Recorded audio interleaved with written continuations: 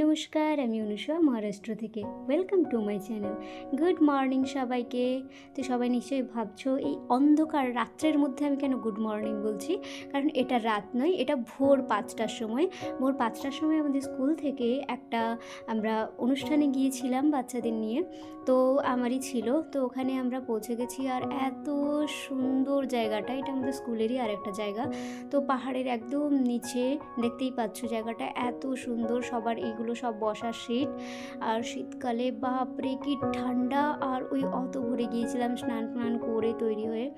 তো ওখানে দেখলাম ইন্ডিয়ান আইডল সিজন 15-এর চৈতন্য এসেছিলো। প্রথমে আমরা করেছি প্রোগ্রাম, তারপরে ওনার ছিল। তো আমারটা অবশ্যই ভিডিও করা হয়নি, কারণ আমি ওখানে ছিলাম। তারপরে আস্তে আস্তে ভোর হচ্ছে, এত সুন্দর লাগছিল দেখতে। তারপরে ওখানে বসে অনেকক্ষণ প্রোগ্রাম শুনলাম। শোনার পরে ওখান থেকে বেরিয়ে এসেছিলাম, প্রায় 8টা নাগাদ আমাদের শেষ হয়েছিল প্রোগ্রাম। তারপরে এসে চারিদিকটা ঘুরে দেখছিলাম, চারিদিকে এত সুন্দর ফুলের বাগান।